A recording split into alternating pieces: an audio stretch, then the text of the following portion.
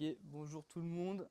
Euh, alors avant de commencer, dites-moi si vous m'entendez bien, histoire que je règle le son, etc.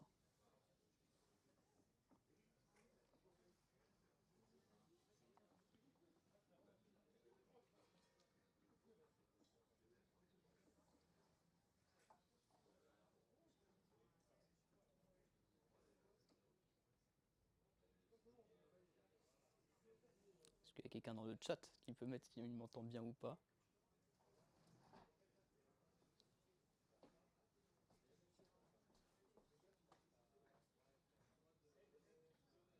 Ouais, ok, nickel. Bon, on va commencer du coup. Du coup, aujourd'hui, augmenter un peu le son. Ouais, alors attends, bouge pas. Est-ce que là c'est mieux? Normalement j'ai un peu augmenté.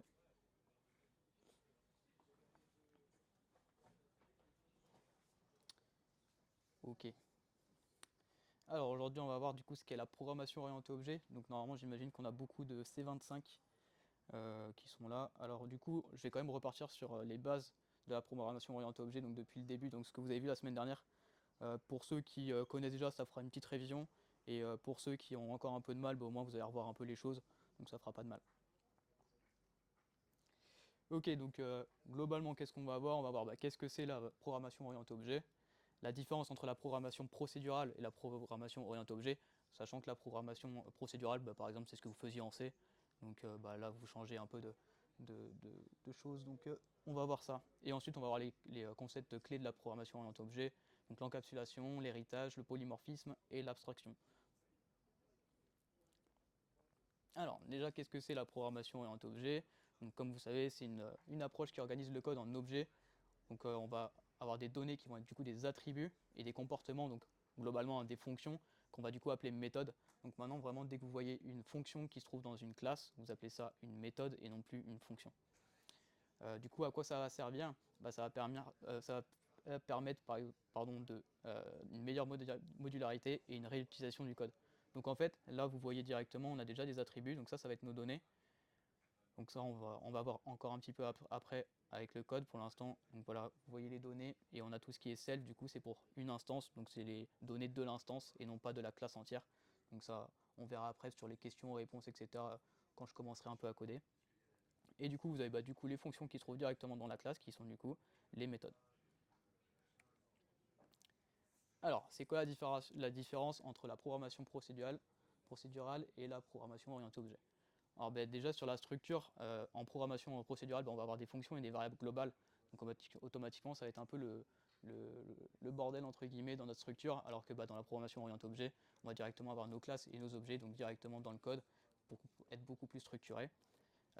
En programmation orientée objet, on va pouvoir réutiliser notre code, donc grâce à l'héritage et à l'encapsulation qu'on va voir après, ça permet de ne pas se répéter dans le code et du coup d'avoir vraiment quelque chose d'organisé, ce qui est beaucoup plus difficile avec la programmation procédurale, où on aurait du coup à redupliquer à chaque fois du code. Sur l'évolutivité, pareil, ça va assez vite parce que dans la programmation orientée objet, on va ajouter soit des attributs, soit des classes enfants ou encore des méthodes.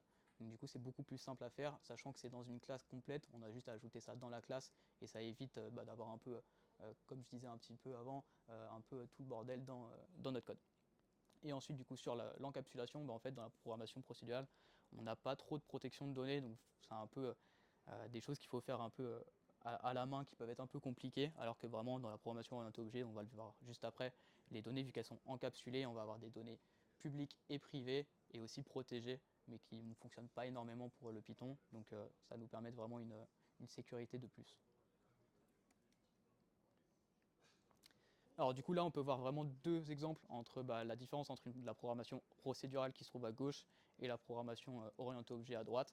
Donc d'ailleurs non, je me suis trompé, excusez-moi, c'est la programmation orientée objet à gauche et la programmation procédurale à droite. Euh, du coup on peut voir ici, voilà, on va avoir des variables globales et à chaque fois on va avoir une fonction. Et du coup on voit que le code n'est pas vraiment bien structuré, on comprend pas vraiment ce qui se passe et c'est un peu compliqué. Et puis même pour ensuite continuer notre fonction, ajouter des autres fonctions, des attributs, des choses comme ça, on peut voir que c'est un peu compliqué. Alors qu'à gauche, on a vraiment du coup notre classe qui est directement marquée, qui est la voiture, où là on va définir du coup ces attributs, donc la marque, la couleur, la vitesse. et on va avoir directement des méthodes qui vont pouvoir du coup être des actions qu'on va pouvoir faire sur cet objet-là, et voilà. Alors, c'est quoi l'encapsulation? Donc l'encapsulation, bah, ça va servir à protéger nos données en limitant les accès depuis l'extérieur. Ça va empêcher des modifications involontaires et du coup, on va pouvoir contrôler vraiment les données qui sont sensibles. C'est vraiment ça l'important. Donc du coup, pourquoi on va utiliser l'encapsulation? C'est pour empêcher qu'un attribut soit modifié de manière incorrecte, de contrôler l'accès et de cacher les détails internes. Donc là, si on peut prendre un petit peu par exemple cet exemple ici, on a un compte bancaire donc avec un attribut qui est public, donc accessible directement, même en dehors de la classe, qui s'appelle titulaire. Et ben, par exemple, on va aussi du coup avoir une caractéristique qui va être du coup solde, qui du coup on va mettre en attribut privé pour éviter que bah, ça soit une donnée, c'est une donnée sensible, donc on va éviter de donner directement, par exemple, le solde, ça peut être un mot de passe pour un utilisateur, un email, voilà, exact, tout ça. Et en fait, le but de mettre un attribut privé, ça va nous permettre de sécuriser, de contrôler l'accès et la modification de ces données-là. Et donc ça, pareil, on va voir ça juste après. Et donc là, par exemple, on peut voir ici que si on prend compte.getSold, ici du coup ça va appeler notre fonction getSold qui va du coup nous retourner notre attribut directement privé. Donc là ça va marcher. Par contre si on essaye de print directement compte.__sold qui est directement l'attribut privé, on le verra aussi tout à l'heure, on va avoir une erreur parce que l'attribut est privé et donc on ne peut pas y accéder comme on veut. Ensuite, du coup, on a aussi l'héritage. Donc ça, bah, je pense que vous le voyez déjà en ce moment un peu ce que c'est. Donc en fait, l'héritage, ça va nous permettre de définir des attributs supplémentaires à une classe parent. Donc là, par exemple, si on prend l'exemple de animal, il a un nom et il a une méthode qui s'appelle parler. Et du coup, on peut créer une classe chien et une classe chat qui va du coup hériter de cette classe animal là. Et donc du coup, on va directement ne plus avoir à redéfinir le nom. Et pareil, on va pouvoir, par exemple, redéfinir à chaque fois notre méthode parler pour qu'elle s'adapte en fonction de tout ça. Donc, à quoi ça sert l'héritage? Ça sert à éviter de réécrire des méthodes communes, une création d'une hiérarchie et aussi faciliter l'ajout de nouvelles fonctionnalités. Ah bah, tu vas en avoir ça. Ensuite, on a le polymorphisme. Alors ça, c'est un truc vraiment sympa avec la programmation orientée objet. C'est que, bah, en fait, on va pouvoir créer des choses qui vont permettre à plusieurs classes d'être utilisées. Donc là, par exemple, on a la méthode parler et on va du coup définir à chaque fois une classe, donc différentes, qui vont du coup être, héritées de animal, et on va du coup à chaque fois redéfinir la méthode parler, ce qui va nous permettre tout à la fin de faire directement une liste, chien, chat et perroquet, et du coup d'itérer sur cette liste pour du coup actionner la méthode faire parler, et donc ça le fera tout seul. Donc ça rend le code plus flexible. Encore une fois, on a une réutilisation du code pour éviter de toujours avoir à faire les mêmes choses, et ça facilite la maintenance parce qu'on va du coup éviter les structures if, else, etc. Et pour finir, peut-être ce qui a le plus de mal cette semaine, ça va être l'abstraction. Donc en fait, l'abstraction, c'est vraiment quelque chose d'assez important et vraiment sympa quand vous le comprenez et quand vous savez l'utiliser. C'est qu'en fait, on va faire une classe du coup parente qui va du coup avoir des méthodes qui vont du coup être obligatoires à implémenter pour les classes enfants. Donc qu'est-ce que ça veut dire? Ça veut dire que par exemple ici on a la classe animal, donc qui est définie comme une classe abstraite grâce à ABC, et on va du coup avoir une méthode abstraite qui s'appelle parler. Vu que cette méthode elle est abstraite, ça va obliger toute classe qui hérite de la classe animal d'être obligée de implémenter par lui-même la méthode parler. Si on ne le fait pas, ça ne marchera pas, et du coup on va passer du coup juste après là au code pour montrer tout ça. Et on peut du coup le voir ici, même si c'est pas vraiment lancer le code, mais du coup si c'est aussi une classe du coup qui ne peut pas être instanciée. Donc c'est à dire que dès que vous me dites que c'est une classe abstraite, en aucun cas vous pouvez créer une instance, donc un objet de cette classe. Ok, bon ça fait beaucoup de blabla, etc. pour tout ça, et maintenant du coup on va passer au code. Alors, hop. Du coup on va commencer juste par créer une classe qui s'appelle user. J'ai oublié de mettre .py.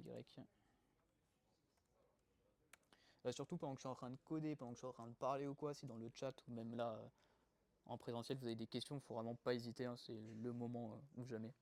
Donc n'hésitez pas à interrompre entre guillemets, à écrire des choses dans le chat. Donc on va créer une classe user. Et pour créer notre classe user, en fait, elle va avoir besoin d'attributs. Et pour définir ces attributs-là, on va du coup créer un constructeur. Donc c'est ça notre méthode init, c'est à ça qu'elle sert. Et elle commence toujours par la même chose, c'est self, virgule, et après du coup tous les paramètres qui vont lui être donnés pour du coup caractériser notre utilisateur. Donc imaginons que nous on a deux caractéristiques pour notre base de données ou etc. Ce qui seront du coup email et password. Donc ça va être les données qui vont nous être envoyées par la création, par exemple en API ou etc. Et donc du coup nous on va créer un objet qui s'appelle donc de la classe user avec l'email et le password donné par l'utilisateur. Donc on va créer notre attribut. Quand c'est marqué self, on n'oublie pas, je vais le remettre tout en haut. Self, c'est l'instance. Et CLS, c'est la classe. Donc là, je vais créer un attribut d'instance, email, avec l'email qui m'est donné en paramètre. Très souvent, on va donner exactement le même nom pour éviter d'avoir des erreurs ou une bonne compréhension des choses. Ensuite, on fait password. Est-ce que pour l'instant, ça va? Normalement, c'est des choses que vous avez vues tous, au cas où. Ok, donc là, on va pouvoir du coup créer notre premier utilisateur, user1, user, hop, on peut mettre test@gmail.com. Et en mot de passe on va mettre test. Et donc là, vu que ici pour l'instant c'est des attributs d'instance publique, on va pouvoir du coup les modifier et accéder à ces données là normalement. Donc c'est à dire que ici si je fais print user1.email, après je fais un user1.email est égal, et j'ai beau marquer ce que je veux, ça marchera. Et ici si je réappelle, je reprint user.email, ça va marcher. Hop. Donc ici, donc on voit bien que j'ai pu accéder à ma donnée, j'ai pu la modifier sans aucun souci. Et voilà. Donc là maintenant on va commencer peut-être un peu à réfléchir. Moi par exemple le password, j'ai peut-être pas envie qu'il soit modifié un peu comme l'utilisateur veut. Et j'ai pas envie non plus qu'il puisse le récupérer comme il en a envie. Donc on va considérer que, c'est même pas on va considérer, password est du coup un attribut qui peut être sensible. Et donc du coup on va le passer en privé. Donc pour le passer en privé, ça normalement vous l'avez vu, on va ajouter les deux underscores devant le nom de l'attribut, et du coup ce n'est plus un attribut d'instance publique, mais un attribut d'instance privée. Du coup, là maintenant, il ne va plus être possible, par exemple si je fais user1. Et du coup underscore underscore password pour avoir directement l'attribut d'instance privée, ça ne va pas marcher, je vais avoir une erreur pour lui dire que user n'a pas d'attribut password parce que vu qu'il est privé, il n'est pas accessible depuis hors de la classe. Donc du coup, comment on fait pour y accéder? On va du coup créer des getters et des setters. Donc ça pareil, normalement vous avez vu, donc pour créer un getter, donc qui va nous permettre de récupérer la donnée, on va utiliser le décorateur property.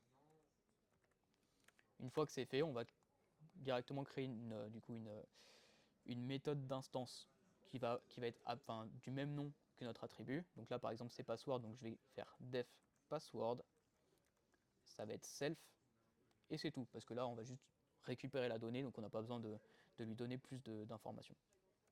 Et donc là par exemple, on pourrait, à la place de retourner le password en brut, on pourrait return, on va dire, alors hop, on va return self.password, mais que le premier caractère, et ensuite on va finir par les astérix fois le nombre de self.caractère moins 1, et normalement peut-être qu'il va nous donner une erreur, on va faire ça.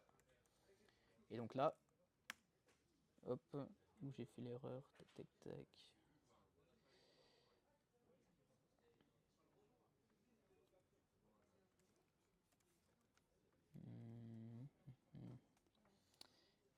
est-ce que j'ai fait de...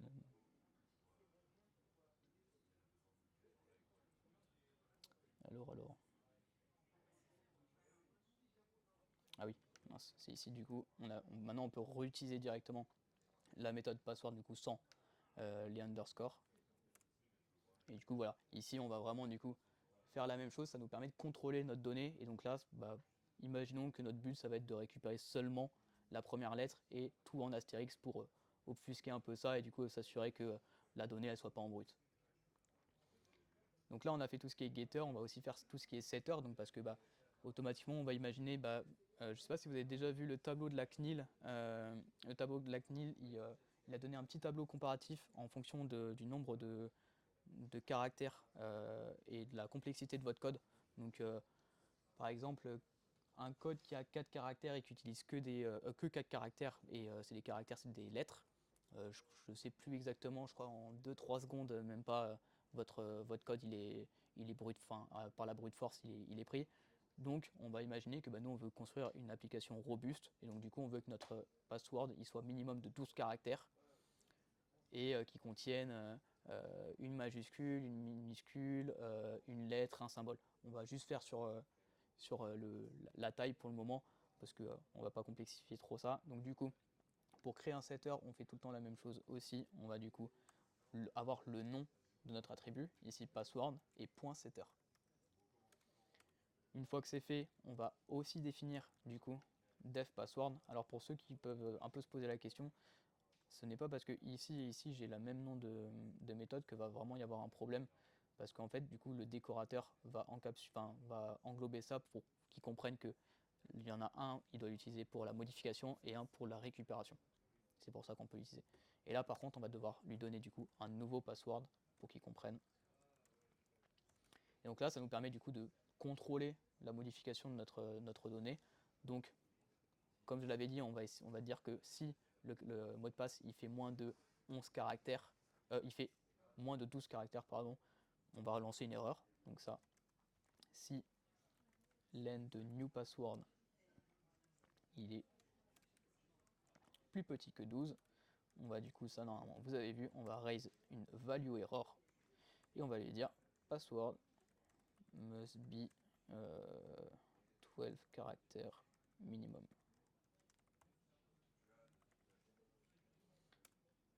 Et donc si on ne lève pas d'erreur, ce qu'on va faire c'est du coup enregistrer la donnée. Donc là on fait self.password, enfin .__ password pour l'attribut privé est égal, et là du coup on lui donne new password. Donc ici ça veut dire que si après je fais user1.password et du coup je lui donne un nouveau password et on va dire qu'il ne fait pas 12 caractères. Donc là il me donne bien au début test. Alors on va voir pourquoi, parce que j'aimerais bien moi que dès que je crée un objet, j'aimerais bien que directement il regarde si j'ai 12 caractères ou pas. Donc ça on va le voir juste après. Et donc là par exemple, vu qu'il n'a pas 12 caractères, quand je modifie, il m'envoie bien une value error avec password must be 12 caractères minimum. Donc ça nous permet après avec le back, les choses comme ça, de contrôler le message de réponse qu'on va envoyer à l'utilisateur. On peut directement lui renvoyer le message d'erreur, etc.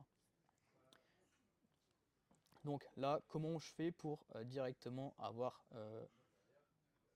mon contrôle de données directement dès que ça instancie?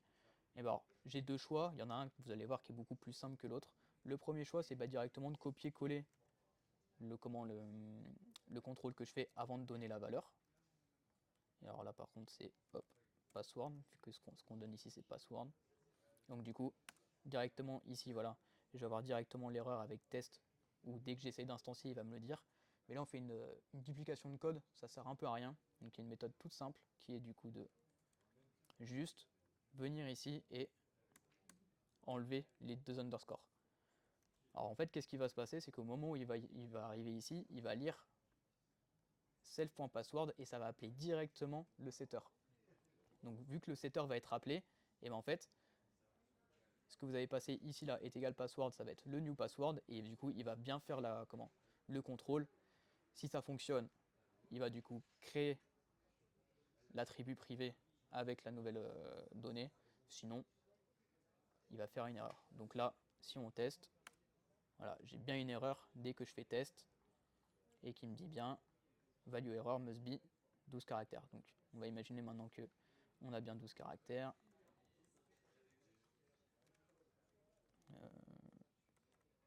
Je vais m'assurer, non, ça devrait être bon. Voilà, donc là on a bien nos 12 caractères, ça a bien été instancié, et donc du coup on a bien notre vérification qui est passée, et après on a toujours notre erreur, c'est normal, parce que ici on a fait user password, et du coup on a moins de 12 caractères. Donc par exemple si on fait un copier-coller de ça et qu'on rajoute un derrière, là on n'aura plus d'erreur et on sera bon. Voilà, là il n'y a plus d'erreur, on est bon. Est-ce que ça va pour le moment? Normalement oui. Je pense que peut-être ça a fait du bien à certaines personnes, ou c'est toujours utile de revoir un petit peu public, privé. Et si vous vous posez la question pour le protéger est utile pour d'autres langages de programmation, mais en Python, enfin, y a aucun contrôle fait dessus. C'est plus pour le développeur comprendre qu'il y a une petite sensibilité, mais peut-être pas au point d'aller directement sur du privé. Moi, ce que je vous conseille directement, c'est que si vous commencez à vous poser la question, est-ce que c'est protégé, est-ce que c'est privé, bah on s'embête pas, la sécurité d'abord, on fait le privé, on contrôle, et au moins on est sûr. Ok, maintenant, on va passer sur les méthodes.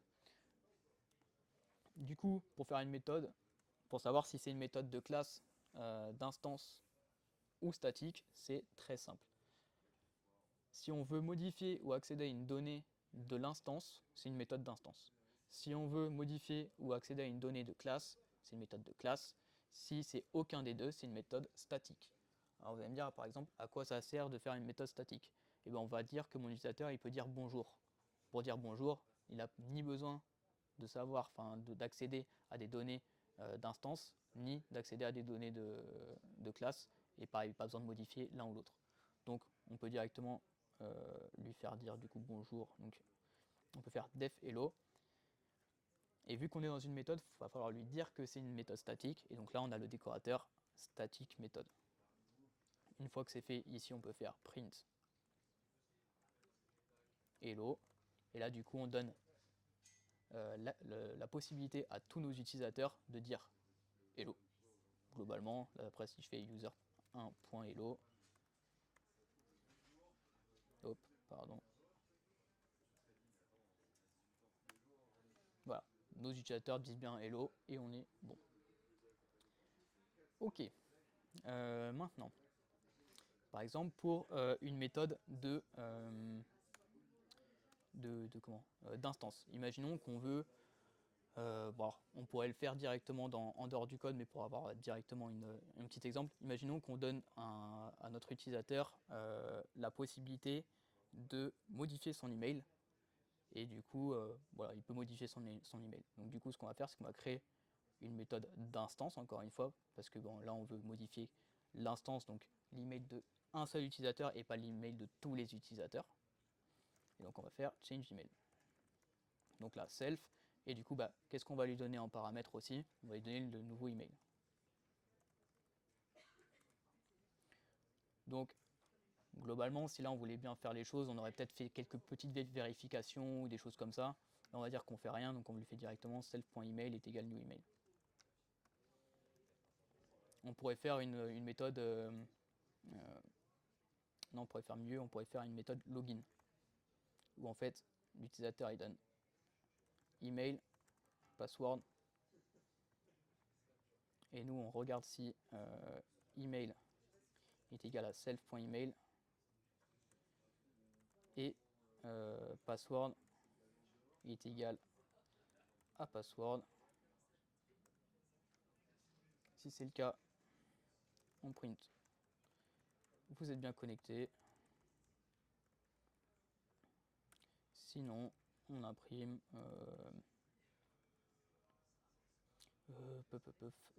email ou mot de passe incorrect.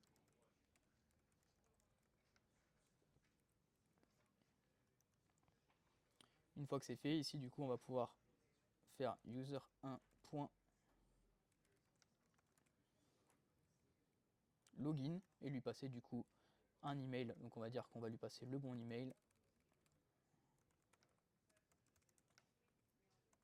et le bon password.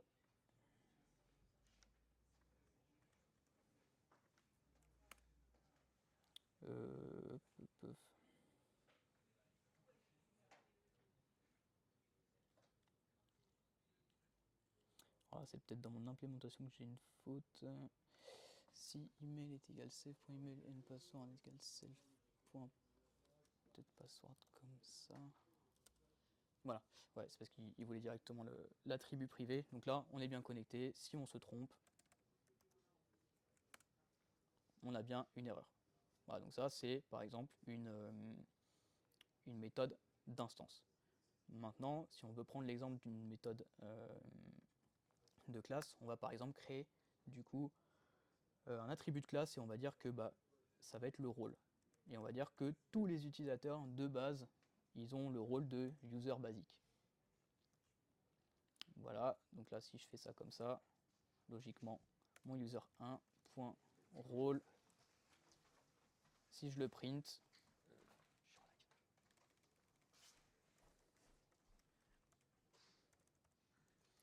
voilà, si je le print, il me dit bien que je suis un user. Donc là, imaginons, on fait une méthode du coup maintenant de classe. Donc on va dire qu'on va changer les rôles de tous les utilisateurs et on va les mettre super user. Donc vu qu'on va modifier un élément de la classe, on va mettre classe. Et là, ce qu'on va faire, c'est on va faire du coup class.role est égal et maintenant du coup on va lui dire super user. Si maintenant je fais un user1.changeRole et qu'après je refais ce print là, hop, on voit bien qu'il est passé de user à super user. Bon, là vous allez me dire c'est la même chose qu'une méthode d'instance, qu'est-ce qui s'est vraiment passé? Du coup on va prendre un exemple avec un deuxième utilisateur, hop, john.gmail.com et hop, on s'en fiche un petit peu. Donc là par exemple on voit que pendant tout le principe, alors on va s'arrêter, hop, on va supprimer tout ce qui sert à rien ici. On va print le rôle de user 1 et de user 2. On va changer le rôle et en fait vous allez voir que ça va même changer pour le user 2 sans qu'il ait fait d'action. C'est à ça que sert une méthode de classe. Non, ça n'a même pas fait. Alors c'est peut-être. Hop, ça marchera mieux comme ça. Voilà. Donc là du coup on a modifié pour n'importe quel utilisateur l'attribut de rôle. À savoir que un attribut de classe peut être modifié seulement pour une instance. Donc par exemple, si juste après là je dis comme quoi user1.role il est égal à admin par exemple, et que je refais encore une fois ces prints là, on voit bien que j'ai pu modifier seulement pour l'admin. Le class c'est vraiment quelque chose qui se fait automatiquement au tout début, qu'on va instancier, qui va se faire automatiquement, mais c'est pas pour autant qu'on va pas pouvoir le modifier via une seule instance. Pour rappel, je sais plus si je l'ai dit, hein, mais du coup, la classe pour tout le monde, une instance, c'est une seule personne. Donc moi, un élève, un autre élève, etc. C'est une instance, par exemple. Ok, bon, maintenant qu'on a vu tout ça, ça c'était ce qui était vu la semaine dernière, donc normalement c'était déjà fait. Maintenant, on va passer du coup à tout ce qui est héritage. Alors, l'héritage, en fait, ce qui est cool avec la programmation orientée objet, c'est qu'on peut vraiment faire des métaphores avec la vie courante pour trouver en gros à quoi ça sert exactement. Donc par exemple, on peut dire que on va créer un jeu vidéo et notre jeu vidéo, par exemple, on va avoir un personnage. Donc on va avoir un personnage, donc ça va être un personnage et ensuite donc du coup notre personnage, on va dire que dans n'importe quelle classe qu'il va utiliser, on va imaginer qu'on a archer, guerrier, mage. Et bien en fait dans ces trois classes là, dans tous les cas, le player il commence avec 100 points de vie et je sais pas 60 de mana, imaginons. Donc ça on peut le faire, Donc on peut faire un player par exemple, lui dire que bah il a, alors on va faire un init, donc on va avoir par exemple un pseudo, c'est tout.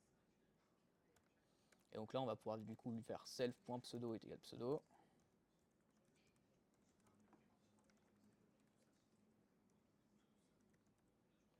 Et du coup on a dit à chaque fois notre utilisateur il a toujours la même chose, notre player pardon, il a toujours la même chose, il a 100 de vie et 50 de mana, je sais plus combien exactement j'avais mis. Donc life on va mettre 100 et mana on va dire 50. Ok, donc là maintenant on a notre classe en gros parent et du coup on va vouloir dire peut-être que je sais pas, bah, le mage par exemple, bah faudrait peut-être qu'il ait plus de mana, enfin je m'y connais pas énormément en jeux vidéo ou quoi, mais un mage normalement il a plus de mana, il a plus de magie, donc on va devoir lui donner peut-être plus et peut-être qu'on va peut-être modifier sa vie, ou je sais on garde peut-être la même vie mais il a plus de mana, voilà. On fait un petit peu ce qu'on veut. Après le archer et le guerrier, globalement ils ont toujours 100 et 50. Donc pour faire ça on peut faire du coup, alors là mon anglais me va pas, il y en a un d'entre vous là qui sait archer. Archer comme un archer.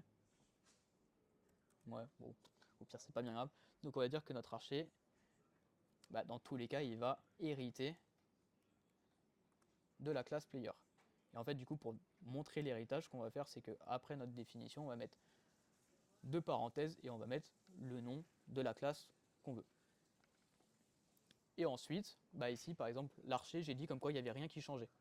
Donc je peux juste lui dire, bah, par exemple, lui, quand il va tirer, donc il va attaquer plutôt. Donc si lui, il attaque, on va dire que, alors c'est une méthode statique du coup, et du coup, on va print. Mince.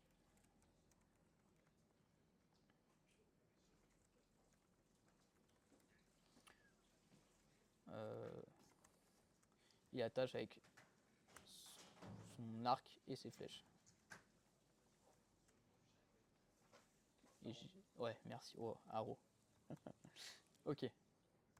Mince. Habitude du C. Ok. Maintenant, on va peut-être par exemple faire bah, le mage. Le mage qui se dit. Mage aussi, ok. Mage, donc player. Et c'est là où par exemple, on va peut-être pouvoir lui dire que bah, sa mana à lui, elle va pas être de 50, mais elle va être de 150, imaginons. Et pareil, on va faire une static méthode où on va lui dire que quand lui il attaque, on va print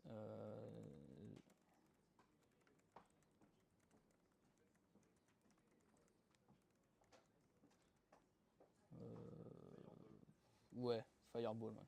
Voilà. Hop. Du coup, en fait, à quoi ça sert? Ça sert que par exemple, si ici je crée directement notre premier archer et que je fais du coup archer et du coup vous voyez ici j'ai pas fait de comment j'ai pas fait d'init, j'ai pas fait de constructeur et pourtant il me propose directement pseudo. Pourquoi? Parce qu'il va se référer directement à la classe parent qui est du coup player. Donc là par exemple Archer God, je sais pas, on s'en fout. Une fois maintenant qu'il est fait, bah ici je peux par exemple print archer.life et je peux lui dire d'attaquer archer.attacks. Je vais mettre attacks. Hop. Et là du coup on voit que bah, il a bien 100 de vie. On va peut-être. Hop.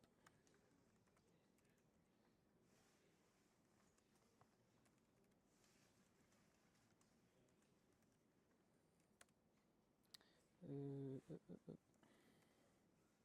va le passer en STR. Voilà. Il a bien de 100 de vie et il attaque bien avec son comment son arc et ses flèches. Maintenant on va créer un mage. Et mage power, on s'en fiche. Et donc là, pareil, si lui, je print sa vie, du coup,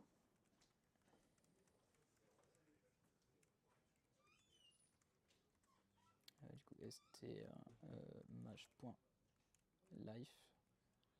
Par contre, si lui, alors, j'aurais peut-être dû le faire sur le premier, on va voir comme ça. Si lui, par exemple, je fais sa mana,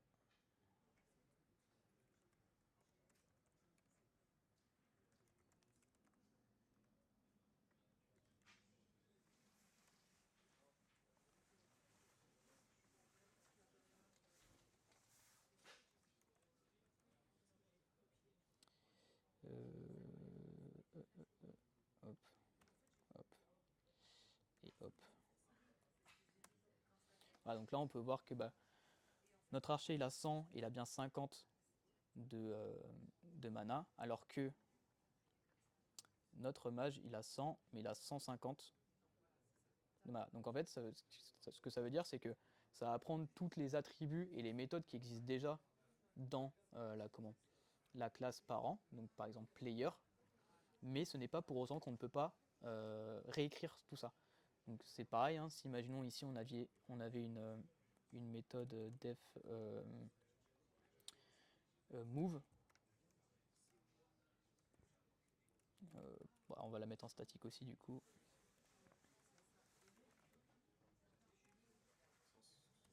Je suis en live, je peux pas. Là, si là, par exemple, je fais the player is moving, en fait, ici, j'ai pas besoin dans archer ou dans la classe mage de redéfinir la méthode move. Je vais pouvoir l'utiliser directement et ça sera celle-là. Je peux aussi la réécrire parce que par exemple, je voudrais marquer c'est l'archer qui bouge ou etc. Mais là, si par exemple je veux utiliser celle-là, je peux très bien du coup juste après faire print archer.move et faire print. Non, j'ai pas besoin parce que j'ai fait déjà print. Donc c'est juste archer.move et mage.move. Et en fait, du coup, ça va se faire tout seul. Dans tous les cas, j'ai the player is moving. Est-ce que ça va sur l'héritage? Est-ce qu'il y a des questions? C'est good en présence, à distance.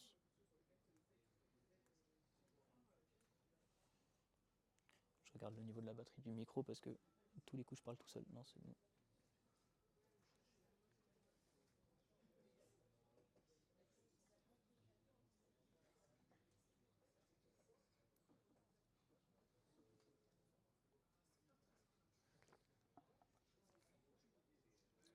C'est bon à distance ou pas?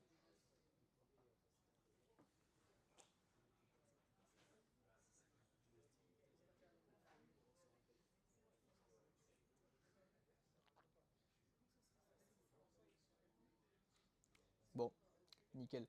Au cas où, si jamais il y a des questions, hein, vous n'hésitez pas, c'est fait pour ça. Bon, là, on va passer du coup à la dernière étape, peut-être qui bloque en ce moment, qui sont du coup les classes abstraites. Alors, hop. Alors, les classes abstraites, déjà, il faut bien comprendre l'héritage, parce que si vous ne comprenez pas l'héritage, en fait, une classe abstraite, elle ne peut pas être instanciée. Comme je vous ai dit, là, si par exemple, donc, hop, on va reprendre l'exemple du début, enfin, au tout début, là. Donc, du coup, pour déjà utiliser une méthode abstraite et donc une classe abstraite, il faut déjà utiliser le module.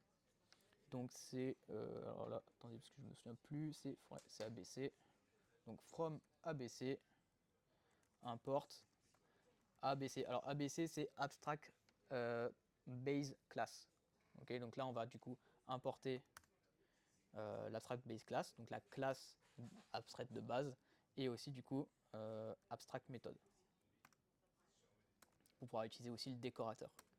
Donc, si là je crée ma première classe, donc on va l'appeler, on va prendre le même exemple qu'il y avait dans la présentation. Donc si par exemple je prends la classe animal, alors déjà, comment je sais que je dois créer une classe abstraite? Alors, une classe abstraite, elle va être là pour sécuriser l'implémentation de méthodes. C'est-à-dire que si par exemple, là je veux créer un animal, je ne veux pas qu'il soit instancié parce que des animaux, il y en a plein. Il y a le chien, il y a le chat, il y a l'âne, enfin, voilà, il y en a plein. Et par exemple, je veux que la personne qui utilise ma classe animale, elle soit obligée d'implémenter 3, 4, 5 méthodes. Et bien en fait, je vais pouvoir lui dire, et c'est à ça que sert une classe abstraite. Elle ne sert pas à être instanciée, mais à donner les codes que vont devoir, euh, enfin, que vont devoir obligatoirement faire les classes enfants pour pouvoir l'utiliser.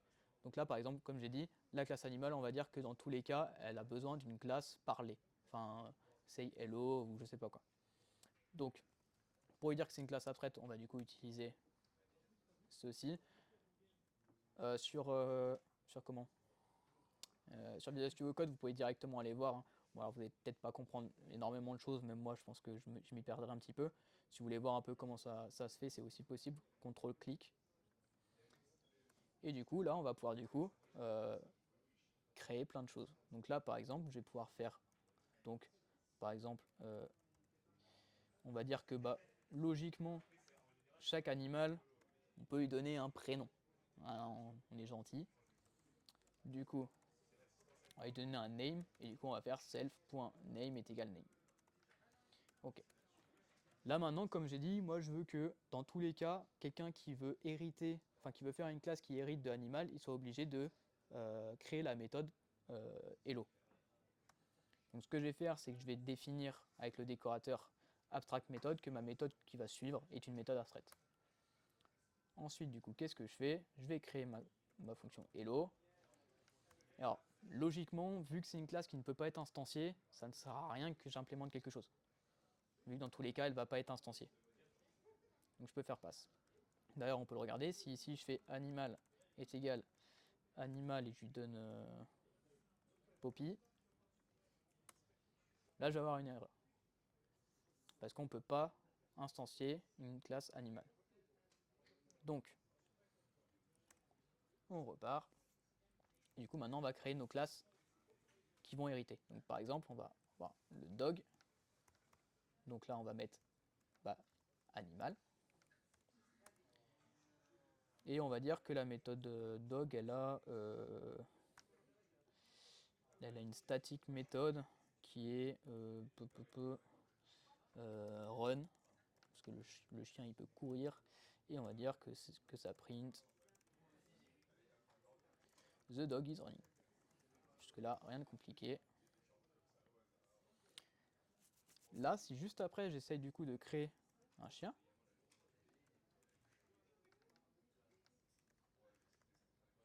et donc on le rappelle Poppy, et bien là ça ne va pas marcher. Parce que je ne peux pas instancier la classe abstract dog avec la méthode hello. Donc là, ce que je suis obligé de faire, c'est de définir une méthode hello.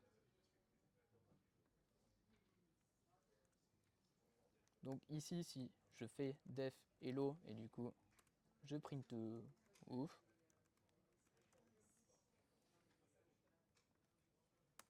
là je n'ai plus d'erreur.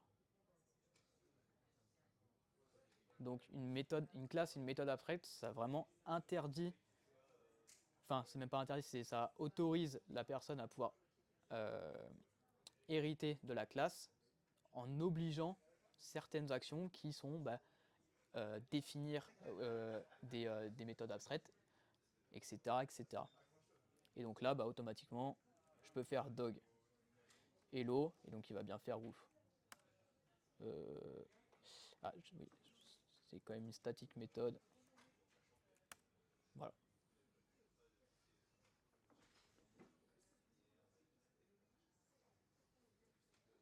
Est-ce qu'il y a des questions?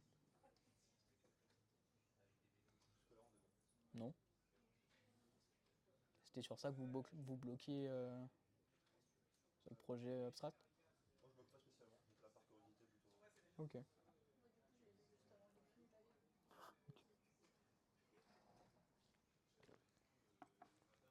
À distance, pas de questions, que ce soit sur ça ou sur d'autres trucs. Hein.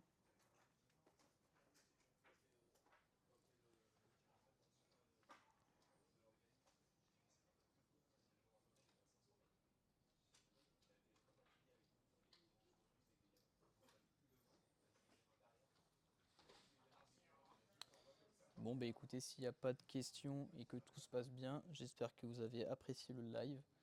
Euh, bon courage pour les C25 pour la fin de ces projets. S'il y avait des C26, bon courage pour la première semaine. Et s'il y a des C24, bon courage pour le démodé. Salut tout le monde!